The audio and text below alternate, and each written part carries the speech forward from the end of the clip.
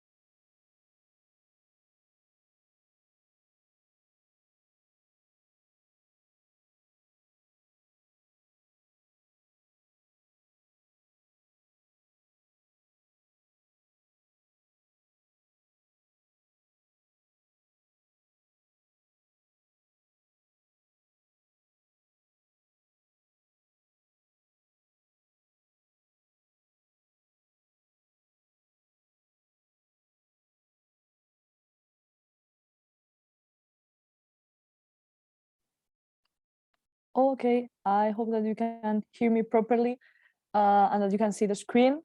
We are going to start. So welcome everybody to our first Hyperloop webinar of this European Hyperloop Week 2022. Well, we are really proud to have all of you here joining the event. So again, welcome. If someone can't hear me or something is wrong, please do not hesitate to tell me. Well, my name is Maria. In case someone doesn't know me, I was involved in logistics last year, and well, this year I'm going to be in charge mainly of the line events and some part of the external affairs of the European Hyperloop Week. So again, really nice to meet you all. Well, important notes about this session is going to be recorded and it's going to be uploaded in the YouTube channel. We are going to have a really good discussion between really good companies, so it's going to be really nice. And questions are going to be addressed at the end of the session, but are going to be checked in the chat. So please, if during the session you have any questions, put it in the chat, and then at the end of the session, we will start answering them. And well, what is today's topic? What we are going to be talking? Well, how do we tackle the major challenges in the Hyperloop industry? As you already know, in the European Hyperloop Week, what we want is to try to address all the topics that involve Hyperloop, not just the university level, but also at company levels. So this is why we are here, to talk about this, to discuss, and to summarize the conclusions that we achieve. And well, who is going to be talking today? We are going to have Juan Vicente from Celeros Hyperloop. We are going to have Gila Cohen from Swisspot, Lorenzo Benidetti from Eurotube, and Walter Perry from ACOM. We are really glad to have all of you here. It's going to be really nice to hear this discussion. We are going to ask all of you to have your microphone and your camera off. Just the speakers are going to have their camera on so they can discuss during this session.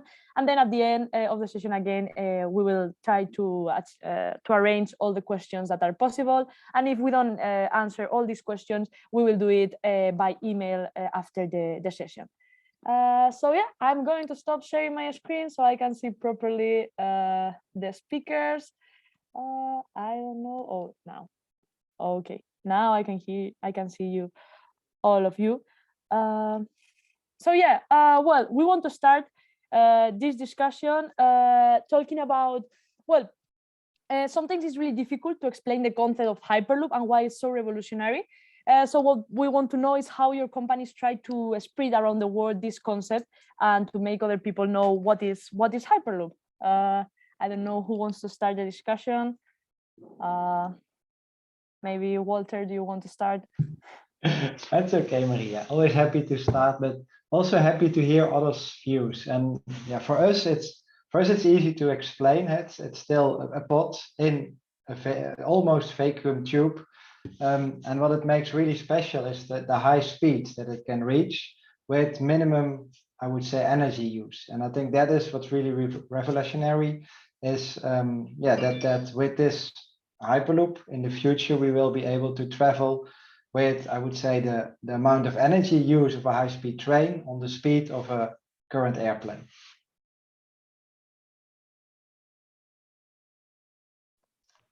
Okay, so definitely from Swisspod. Well, this is a revolutionary mode of transport, and all of us know about the energy efficiency, the reduction of CO2 emissions, and the speed. However, Hyperloop has a huge societal impact. It's going to eliminate long travel distances, which means going to put societies together. And if we only look at the situation in big cities where everything is really so constrained, then it's going to give also a chance to build smart cities, new cities outside, where the connection and the network is working to the favor of everyone, including the commuters. So we're going to have the world a little bit more compact than now, and it's going to have a lot of societal advantage as well. Yeah, for example, on my side, one important concept is that Hyperloop as a basic concept, as a basic idea, is pretty simple because we experience, everybody of us has been experiencing in some way air drag when driving a bicycle. As soon as you get to a higher speed, you start feeling the air and you start feeling how difficult it is to pedal against the wind. So from the technical point of view, it's very easy just to say the vacuum tube will remove the air, and then obviously you will have, let's say, same power, you can move faster. But then obviously it's the impact that makes Hyperloop a little bit different. So now we are speaking obviously of the European Hyperloop Week. So we are speaking about the effect that we can have in Europe, and clearly. Train is, let's say, is in our blood in some way. The network is already there since at least 150 years, if not 200 for some regions. And clearly the way that we need to start moving is more efficient and more sustainable. And so with this idea in mind, obviously, we look at the transportation sector right now and we can make a huge impact, actually improving that situation. And how do we improve that? Is obviously evoluting the way that we are transporting right now to make it more sustainable and obviously energy efficient. From my side, on behalf of Celeros, it's a pleasure to be here with you today. And just I wanted to highlight also that Hyperloop is a 200 years old concept that was firstly proposed in the UK. But at that time, the technology was not ready. And thanks to the evolution of the trains, the airplanes, and also the magnetic levitation trains, now, thanks to the popularization of Elon Musk in 2013, and a lot of progress at many different technology levels, now we have the possibility to make it a reality. Also taking into account that we have experience in high volume, low pressure maintenance tubes, and that's also something very important because in the end it's a long tube that needs to connect different cities and it needs to be efficient. No? So in that sense, yeah, we at Celeros, we are also really trying to evolve on this concept, and yeah, later we will explain you a bit more how it works. Yeah, we sometimes think that Hyperloop is a really futuristic concept, but at the end it's something that it has been for years in our society, but we didn't have the pieces. A good point that you have been talking about and that would like to have as a conversation is that when you are talking about Hyperloop, are you referring at the capsule itself, or are you referring to all the infrastructure that is is implemented in the concept of Hyperloop itself? I don't know if Lorenzo, maybe you want to start. Thank you very much, because I'm really keen on starting on this one, because we refer to all the infrastructure itself.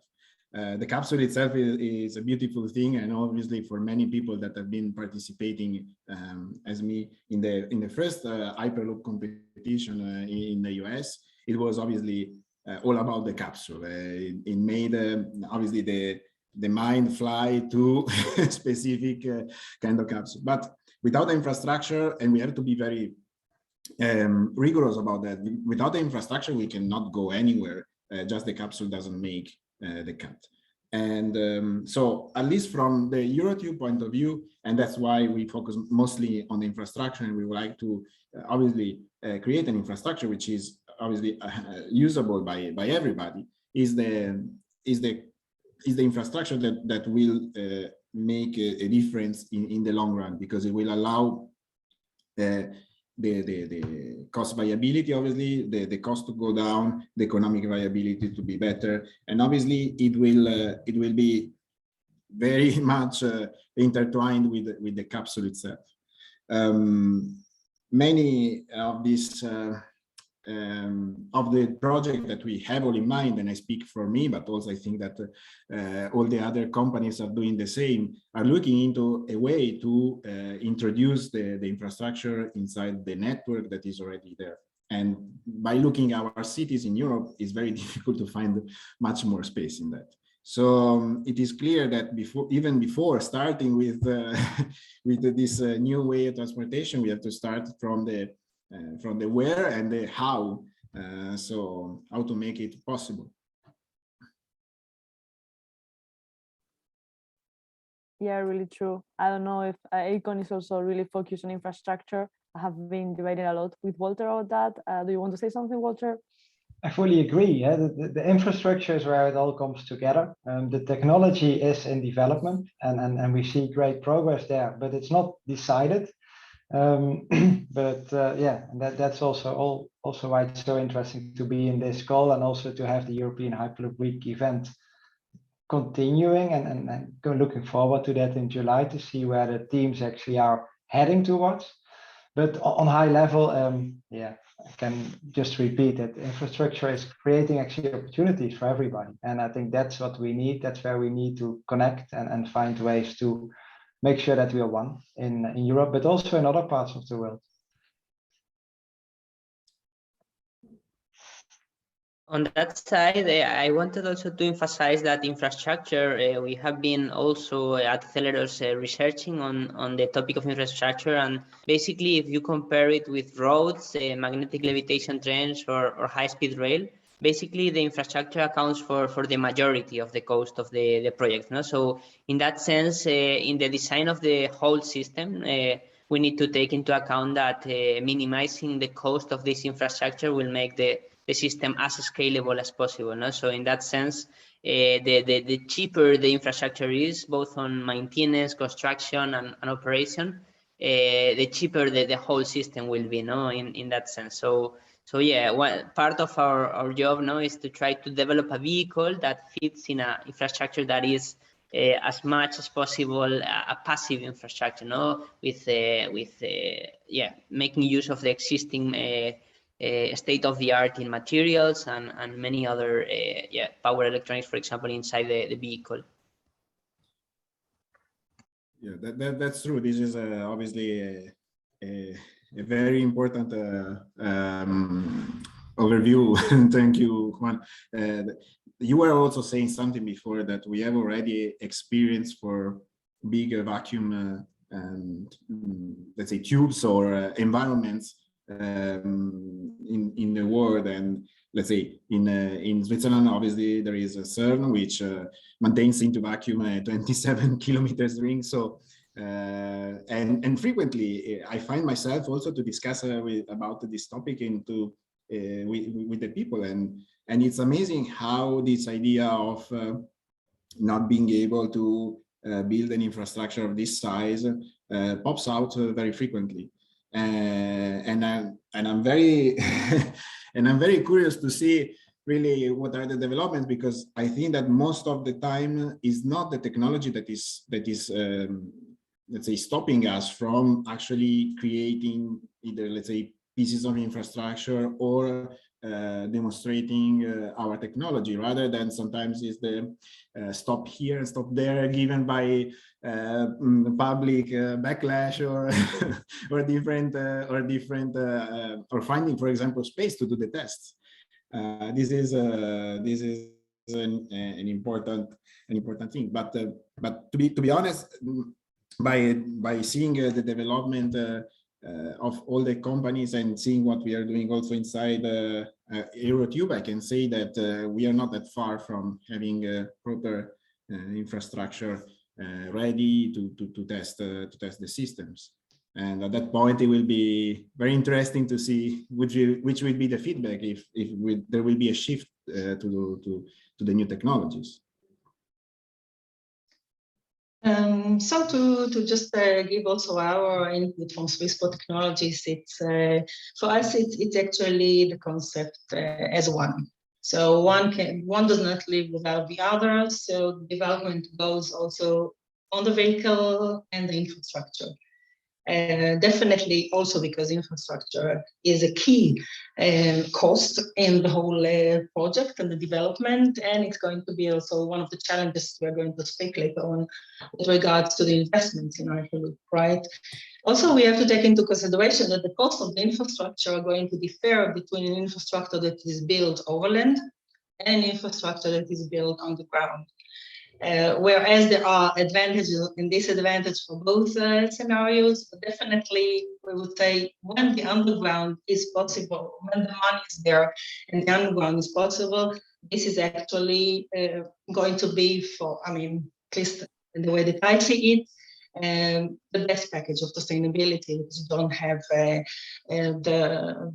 wildlife disturbed and the flora and fauna, and especially in Switzerland, there are a lot of rules and regulations on that. Definitely in Europe and actually all over the world, they start to come with sustainability, the environment as well, not only the CO2 emissions, but also keep and maintain the geographical structure and the life.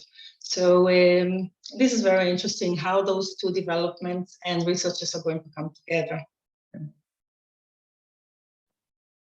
Yeah, for sure. Sometimes you have a really efficient Hyperloop as a capsule, and then you realize that the infrastructure is completely impossible to be able. Yeah, but it's really interesting. And regarding the infrastructure and regarding the vehicle, there's a topic or a current debate on the table that is that by one hand, some companies or some teams even, they seek to have an onboard motor, that it means that maybe the vehicle has less autonomy, or trying to seek for an on-track propulsion. But as you are talking, it's going to be more infrastructure cost. So maybe, I don't know if Juan, do you want to start talking about this question? Oh, thank you. Yeah, from our side, basically we've been like talking a lot about this, because in the end, vehicle and infrastructure need to be aligned, and in that sense, in our case, we have focused more on building the vehicle and cooperating with infrastructure partners, because we already know that there are a lot of infrastructure companies that have a lot of experience in, especially, for example, in Spain, in the railway industry. So basically, after carrying out different analyses, we discovered that the best would be to have a mix between technologies on the vehicle and technologies on the track. Why do we need technologies on the track? Because the acceleration, the initial phase of acceleration of a vehicle takes up, like in aircraft during takeoff, the majority, a big chunk of energy. No? So in that sense, to reduce this onboard power energy needed, that would mean a heavy weight, then we need to have some kind of push from the stations. No? And once we have this push from the stations, in the stations we have easier energy access, so it's not about building like getting energy from all over the track. but the high energy you get it from the stations. And once you are launched, then our system can propel and levitate itself until the end of the track. So that's how we minimize on the one side the infrastructure costs, because for the majority of the track you have onboard technologies, but on the other side, for this initial push where you would have a very big battery, if not, then we use this initial push from the linear motor that is located in the infrastructure. No? So in our case, I think there's not a yes or no answer. No, so there needs to be a combination. And also an important point is that, yeah, we proposed this idea in about 2016 in the competition of Elon Musk, and since then we have been evolving on this technology.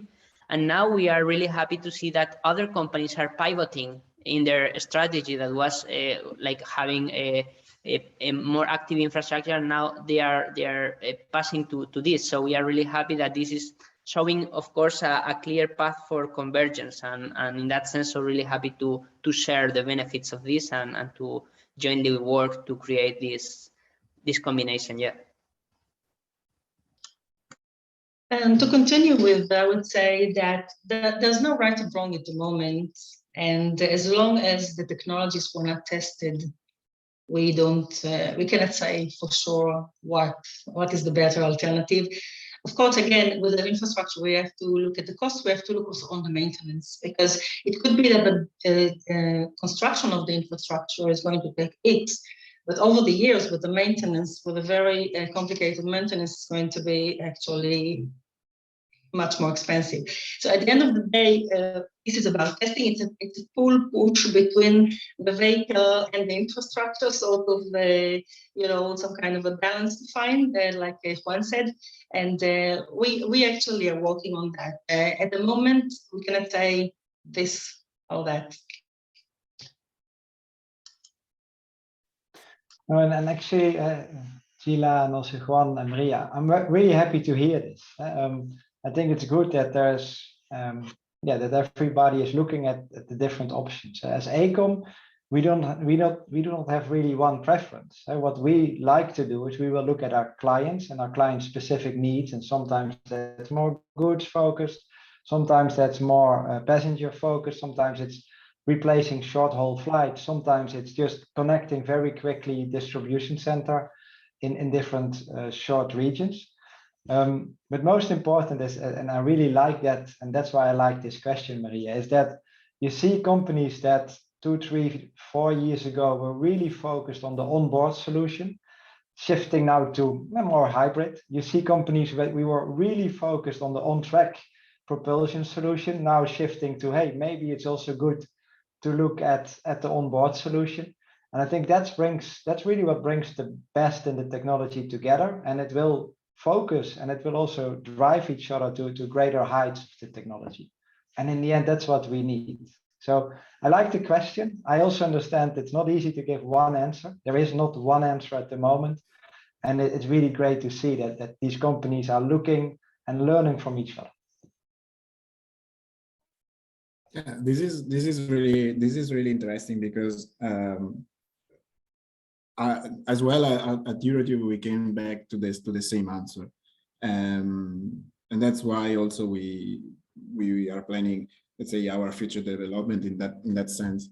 There is the need on the one hand to have a passive infrastructure, which is for sure an interesting question, because that's how the railway works in some extent. But on the other hand, this initial push is always a big problem. We are also, that's one important thing that I think that sometimes we are also forgetting. We are working for a technology that will be probably working at its full regime in maybe 10 years, hopefully less. But when it happens with this big project, it could also be more than that. And in the meantime, there will be a shift of the technology that will change. Some time ago, obviously, we all know that the batteries were not as near as the power that we have today. the lithium polymer batteries, they were like a low power, low capacity. Right now, is it possible to build a car with an autonomy which is comparable of the one to the one with thermal motors? So then we have to, in some way, think about our technology and our systems like we are developing today for tomorrow. And this is also another challenge, to actually predict in some way which are the shifts and which are the development that can happen in a decade or two. And yeah, but clearly there is also, in my opinion, there is also a need to develop a smarter way to deliver the energy to our system in the sense of Hyperloop. It's not that easy to think about a new station with a lot of power that is concentrated inside the station for the launcher, with a lot of power on the pods. There is a lot of energy that is concentrated on all these parts. Already the grid today from railway partner that we are in contact with and that we are developing things together, they say that the energy is not enough sometimes. When you have peak times, you have to peak shave, so reduce the amount of energy that you're using at that point in the day. And this means that also we will have to be smart about how we will organize our stations, or what is our idea of the sequential launch of different capsules.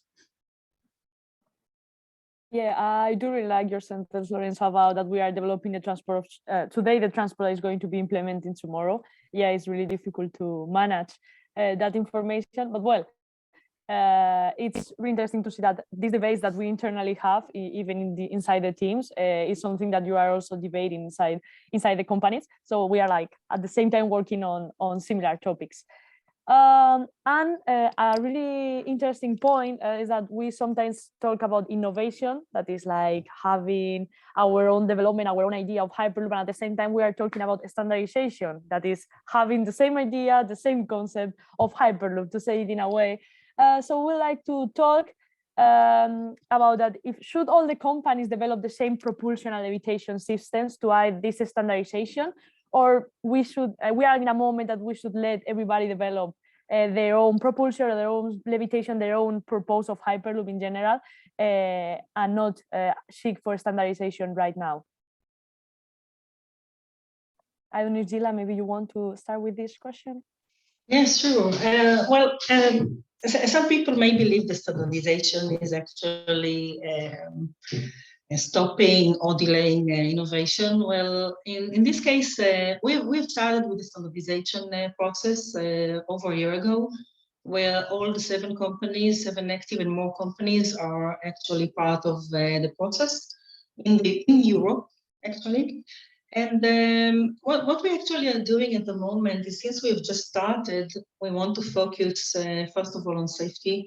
And second, we take standardization not into details, not into technology, definitely not touching the IP, but take the standardization into the most common denominator of all of it, and then trying to get there. It takes a lot of work.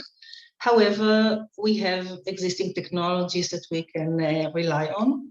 So what we do at the moment, we are in all the channels of standardization actually working on what is in there around for us, from aviation, from rail, from road, etc. And then what we do is work more on the gap analysis, what kind of standards especially are required for Hyperloop. And this is even before we even touch technologies, the exact levitation mechanism, etc., etc. So there are some parallel paths that are working and advancing: the engineering path, standardization path, regulation paths, and engineering and technology is also advancing. So at the end of the day, with the time, we are also aware that we will have to change standards, or at least the draft of the standards, according to the new battery development or any energy source development, etc., etc. So I personally, I think that for us, engineers, they are continuing their job, thinking and dreaming and trying to make it real. And at the end of the day, also the standards will have to come and answer the reality. Like, let's say, for example, the vertical takeoff and landing vehicles, right? At the moment, they standardize them, right? So it doesn't mean necessarily that no one could develop them, and it doesn't mean necessarily that standards or even regulation had some kind of delayed them or whatever. But of course, there is a process of allowing and certifying vehicles to the public. So this is going to happen anyway. But definitely, I personally, we don't see it as a problem with a conflict between standardization and innovation. We are not there yet. On our point of view on Celeros, we started about 4 years ago talking to some of the Hyperloop companies at that time and sign a first agreement in order to cooperate with the European Commission and the institutions to create a common framework, both at standardization and regulatory level. The good point is that the European Commission took the decision to move forward, and that was really interesting at that point. And since then, we are very happy to have now the world first, as Gila mentioned, the world first standardization committee of Hyperloop that is based in Europe. And obviously, standardization can be on the good side for the user and maybe on not so good. So, for example, in the power plug sector, so we have in the world very different power plugs, no? So but for example, the one that we use here is not the same that in the UK they use, no? So in that sense, we can standardize different ways of using power, but on the other side, there needs to be also a political will to converge in systems such as Hyperloop, no? Because in the end, we are talking about a system that needs to cross international borders, and that's why it's really important the European Standardization Committee, no? Because it makes us work together, share the results of our actions, of our tests, and then standardize some subsystems that maybe in the future can become standardized whole systems that can be interconnected between different cities, no? And our work at Celeros is aimed at achieving and demonstrating as soon as possible that our technology is the optimal one or has a good benefits in order to just convince our partners and also the other developers that we can use those technologies in fact to move between cities. So in that sense, yeah, really excited about this first standardization committee. And also on the regulatory side, no, it's not about only standardization, but also how we are planning to develop a regulation framework for enabling operations in 2030. So it's a very ambitious challenge.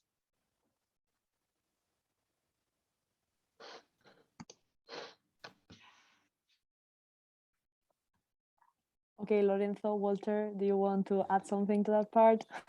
Well, I mean, from the regulatory point of view,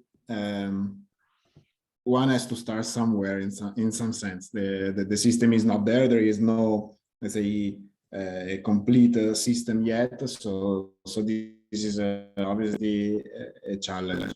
But in some sense, we have to trace some lines. Mostly the lines are, let's say, limited by what is existing today. So one can say, for example, the existing safety rules for various environments like trains or highways should be always the same also as for Hyperloop.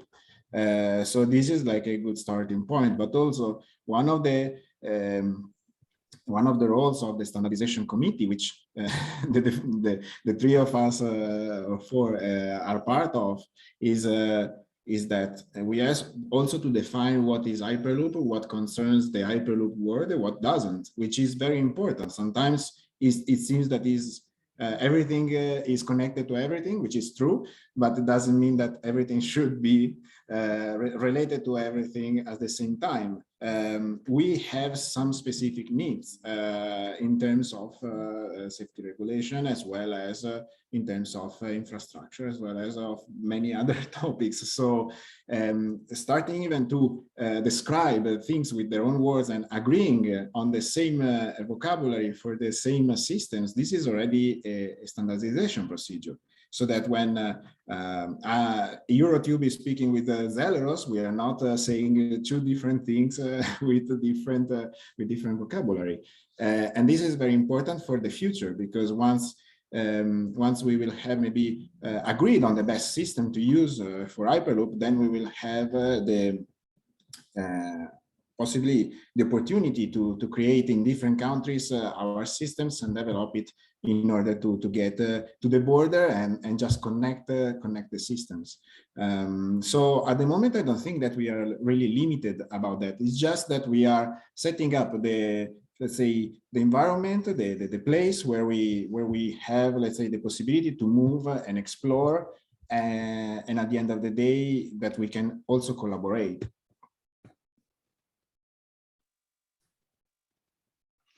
Thank you, Lorenzo. I think that's it's all true, and we are in development. I think that's clear. I would advise also to distinguish you a little bit between the European Hyperloop Week competition and where we are, all of us, in developing actually also the wider Hyperloop. That's why I really like that the competition already distinguished between scalability and high scale Hyperloop and the test track part where people try to reach certain speeds. And what I would hope that at some point in the future, and this needs to be announced timely so the teams can prepare for that within this test track, we're going to test also more the options that we have within Hyperloop, not feeling limited to an I-beam and a pod with a battery, which you kicked off, Lorenzo, with. But also maybe that at some point we're able to motivate teams, and we've seen that tested by Delft last year with actually the levitation in the track, also with the Swiss team really trying to actually go a little bit above the beam and not touching the beam anymore. I think these kind of things we should try to motivate as a European Hyperloop Week as a challenge. And at the same time, I really love the initiative that you mentioned. Standardization sits in everything. And just think about railway tracks and all the several widths actually that you can find even within Switzerland, but also all over the world. You see that this is continuously under development. And in the end, it is the investor who decides. It's sometimes the investments are done by a continent, the European Union. Sometimes it's by companies that just want to have A with B connected in a certain way. And we trust actually that will further develop it in itself, and they will choose the best technology. And that's actually why it's so great also to have all these teams competing, and by competing, adding to each other's strengths. And with that way, actually, I'm convinced that at some point, there will be companies starting investing, and then that technology will go quicker, but it will not stop the other ones. I think the other ones will always have possibilities to show that their ideas are also good, or maybe even better on the longer term. Yeah, I think that something that is really exciting about European Hyperloop Week is that it's a competition that seeks to see more than the speed of the prototypes, more than just competing between universities. It's more about what we are implementing in society, what is going to be our support to the Hyperloop implementation. So I completely agree, Walter, that is something that we have to promote even more in this kind of competitions. And the next question, we are saying that not everything is speed, not everything is being the fastest prototype, but actually Hyperloop is a type of mode of transport that the goal is to move at 1,000 kilometers per hour. And the question is short, but also really difficult. How long before we see prototypes that surpass this barrier of 1,000 kilometers per hour? What do you think, Juan? Well, this is actually a very interesting question. So as of now, I can say that most of the companies agree in 2030 as the objective for commercialization of vehicles. So when we will have the vehicle certified for passenger and cargo operations, and this is aligned also with the European Commission's goals for regulations. So before that, we need to achieve high speeds before that. No, in that sense, we think that now we are in a moment where we are doing at global level in different parts of the world the different test tracks of about 4 or 5 kilometers in length. For example, Spain has announced plans for this, but also in France, in other countries. With these demonstrators, we will be able to test at speeds that are between 406 or 700 kilometers per hour. No, but this is not 1,000 kilometers per hour. This is scale systems that will be very interesting for integrating all the technologies together in a relevant environment, what is called a relevant environment. No, it's not the commercial environment, but something that is more or less similar. And the next step with all these conclusions of all these tests I carried out in this platform, the objective is to create something bigger, something of about 30, 40 kilometers, where we can already see the benefits of the high speeds, where we can already test the commercial system with passengers even on board. And we think this should be a common European effort or a pilot project in a country like the Emirates or Saudi Arabia that are also proposing routes.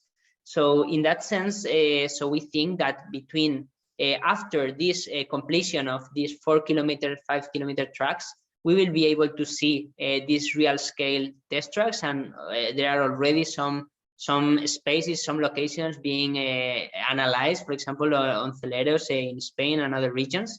And of course, we think that between 2025 and 2030 will be the moment where we will be able to see such high speeds up to 1,000 kilometers per hour. But of course, it depends on many factors, on the institutional level, a commitment of the regions, and also a funding, no, and attracting the investment to test this. So yeah, a lot of challenges ahead, but yeah, it will, it's totally worth the journey.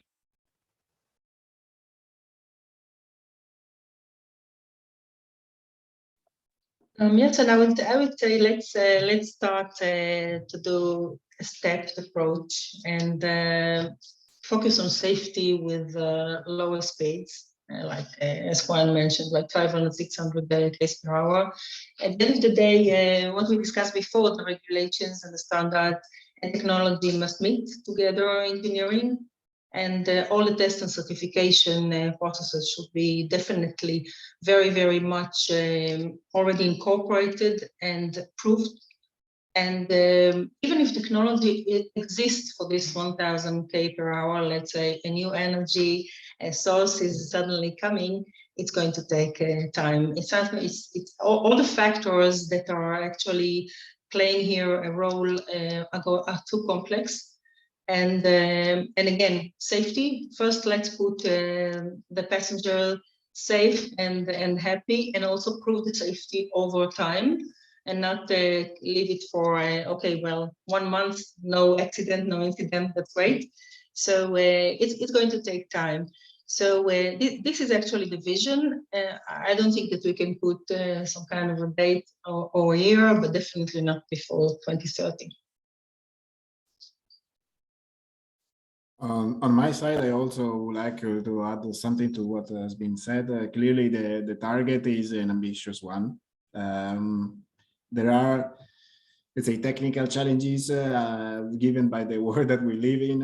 1,000 kilometers per hour already gets very close to supersonic speed, and there are some supersonic effects that maybe can be difficult to do. But I mean, we send people to the moon, and we send things to Mars. So let's say technical challenges can be solved as well. One important thing is that, as Juan was saying, the size of this pilot infrastructure that will prove let's say, the world that this is a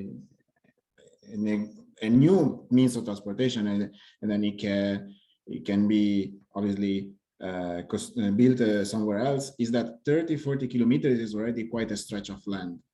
And this means that once we start planning for it, either, let's say, all joint or separately as a company, clearly this makes a significant case from the authorities' point of view, but also from the economical point of view. Some stretches, obviously, of railway that were used as a pilot test track, they exist in the world. For example, there is one in France between Orléans and Paris, which is 20 kilometers, that they were testing a train, basically a train with rockets, not rockets, but turbine engines on top of it.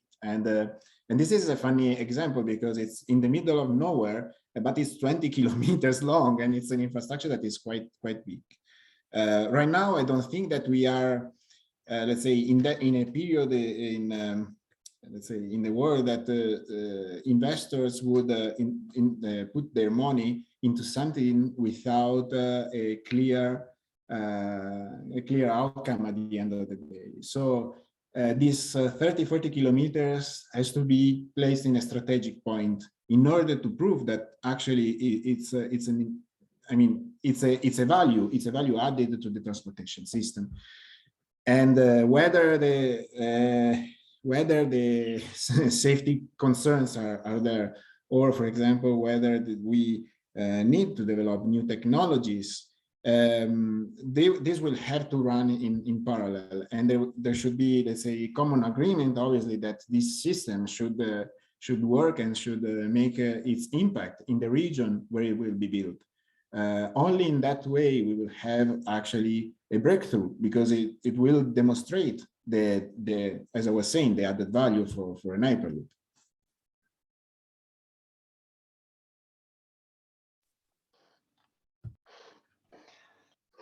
From my side, I would be very positive when, like Juan said, in 2030 it's going to be real. I'm really looking forward to that.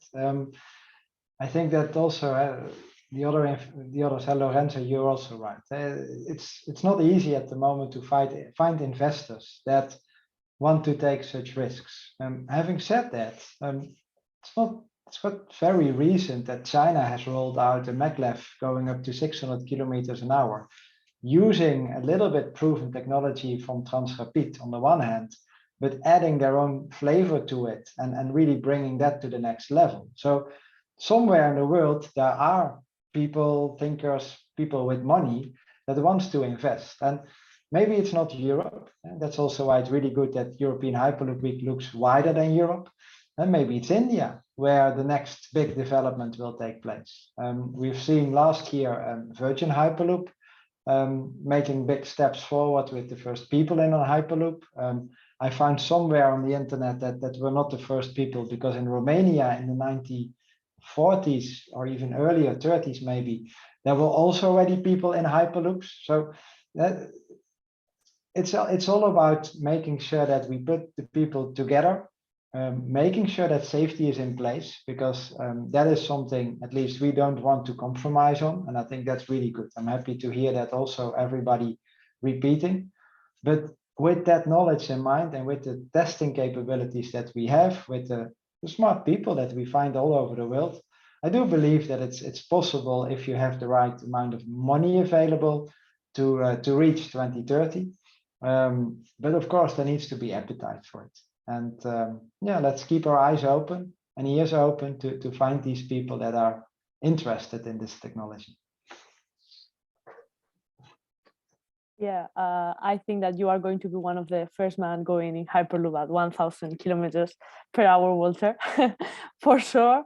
I'm also really optimistic, so I will try also. I will believe that it's going to be possible, that the technology is able to be implemented. And well, we have been debating for a long time. I think that is the moment to sum up and to finish or to close the debate with a question. In your opinion, what is the current biggest challenge for Hyperloop to be implemented, and how are you trying to solve it from your companies? I don't know if maybe Gila, you want to start? Yes, definitely. I think that I mentioned that before, that we have like 3 tracks moving in parallel. And this is the engineering and technology, standardization, regulations. So standardization has actually started. Engineering is quite advanced to this or the other extent with every company. Regulations are a little bit like lagging. In Europe, they're going to probably start it as soon as possible, but then it will take time till the regulations are going to be ready. Until then, the standards actually are written, so to say, at least the draft standards, right? Once all of those are going to converge, technology with the standards and regulations, is going to be some kind of a review of all those processes together, how they come to one process of there is a regulation, there is the testing, certification, and allowance of those vehicles into the market. And again, safety plays a very, very important role. So from discussions that we've had with the regulators in Europe, they understand that the process is a little bit lagging behind the standardization. Standardization started much ahead of that. And according to the hierarchy of governance, regulations are above standards, and standards are actually a so to say, subcategory of the regulations. They must adhere with the regulations, not the other way around, right? So the regulators in Europe said that they will do as much as possible to shorten the time. At first, they said that it's going to be ready in 2030. So the latest news is that they're going to focus at least on safety and have some kind of product in 2025. So, I mean, regulatory product for us. At the end of the day, all the exercises that we are doing, especially with standardization, again, we take care that they are not going to be too detailed and too invasive into the way that the companies work. We're just taking structures, we are just organizing ourselves. There are going to be standards written, but they are going to be sort of standards. At the end of the day, draft, nobody will be able to certify a vehicle without the regulations ready. And nobody actually at the moment knows exactly what's going to be the process of certification. For aviation, it's quite clear.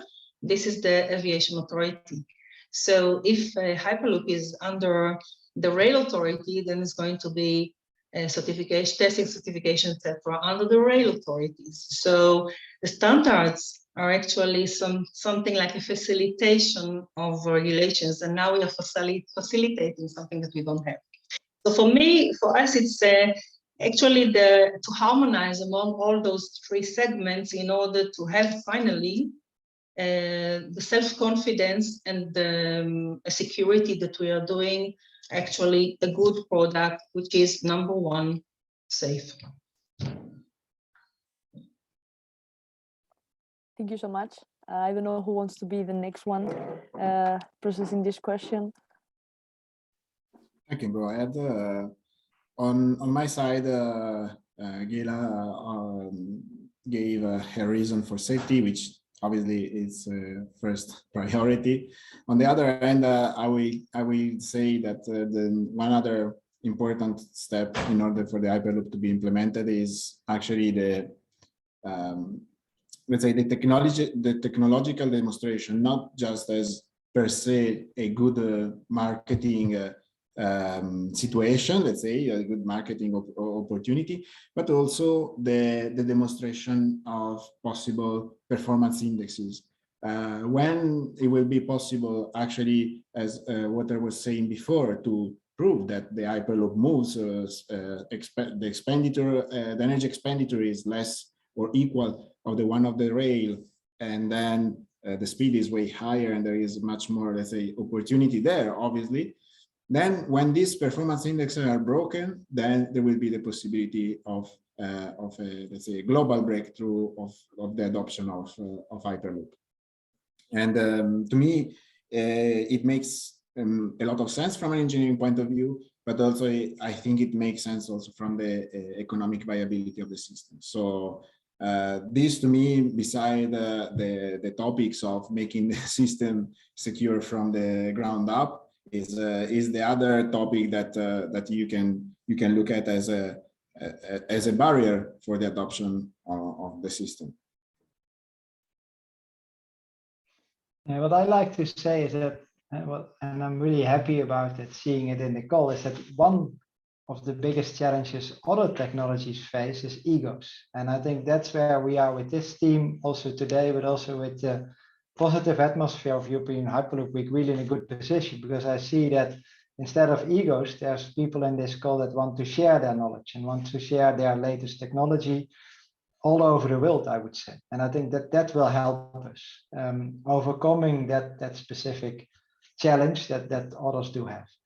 Having said that, there is still some challenges, and safety goes hand in hand with a working solution, which needs to be proven technology and tested, and that is today still a blocker, despite all the good testing and the works that has been done.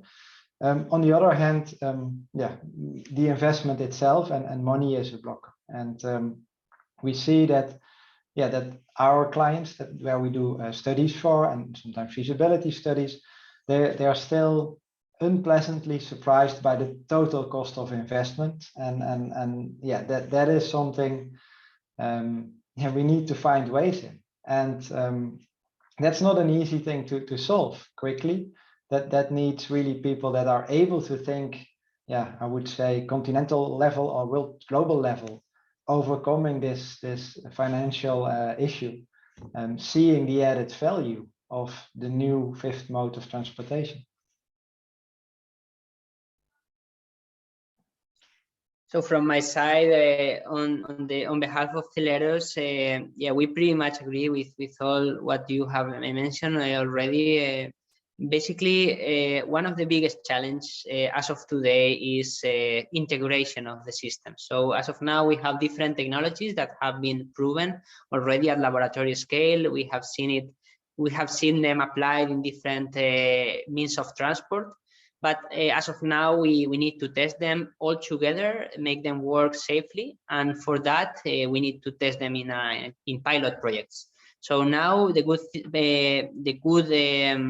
good point is that we already have a pilot project that is going to materialize in the coming months. By the end of the year, we expect to have 100 meters of pilot project in Valencia, in the port of Sagunto, of our switch reluctance linear motor that we have developed with a research center here in Spain. And this is basically one of the core technologies, also making sure that it can work with the vehicle. This would be like the launcher, but it will work with some vehicles and also be applied for port automation. It can be applied for that. And the next step, of course, we are really happy to hear that Spain wants to take steps forward in the development of the test track of the 4-kilometer one. That we think that's going to be a game changer. No, we need space for testing, validating the technologies, and of course sharing with the rest the outcomes. As my previous colleagues have already said, the main point is to share the technology, to be able to distinguish which performance is which technology, and in that sense, so we're really happy to put our efforts to make that happen globally. Thank you for the invitation. Well, thank you all for coming here from ESW. I think that one of our main challenges of Hyperloop, well, in general, innovation and implementation in the transport, is the communication, to be able to communicate, to share the knowledge. And I think that is something that we have faced with this debate. At the end, this is what we want, that you internally debate, because you are the ones that are developing also the transport of the future. So for us, a pleasure to have you here. Of course, we would like to thank you for coming here. I have seen that we have a question, so I'm going to ask you this question. Jose Angel asked, when we talk about Hyperloop, we think mainly of passenger transport, but it is prepared for other types of transport, such as goods or any other choice. Who wants to take? Of course. There's going to be freight, and if you see, lately freight is very much trendy, especially due to COVID. Very much, if you see the airlines, for example, on the passenger side, they lost a lot of money.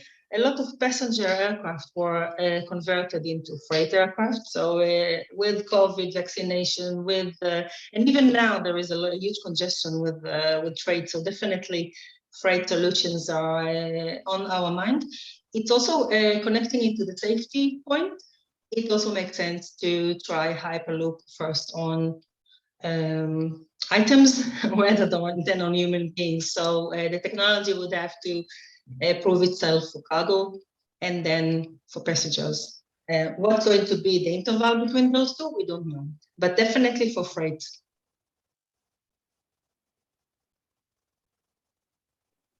Yeah, being able to implement Hyperloop in transporting logistical things such as goods, I think that is the first step to know if it's feasible to implement in people.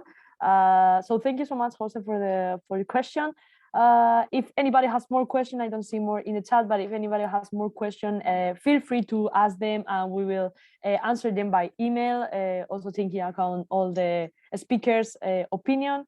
Again, I want to thank you for coming to the event. It has been a pleasure to have you here debating, and hopefully we'll see you soon in Delft this year, Netherlands. Maria, thank you very much for inviting us, and I think it's a great warm-up, a gradual warm-up, all those events, the monthly events to the big event in July, and thank you very much for inviting us. Thank you for coming. Thank you. Thank you very much. A Thank pleasure. Thank you very much also on my side. Thank you, really everyone. nice to connect again. Thanks. Thank you. Enjoy the rest of the day. Bye. Bye. Goodbye.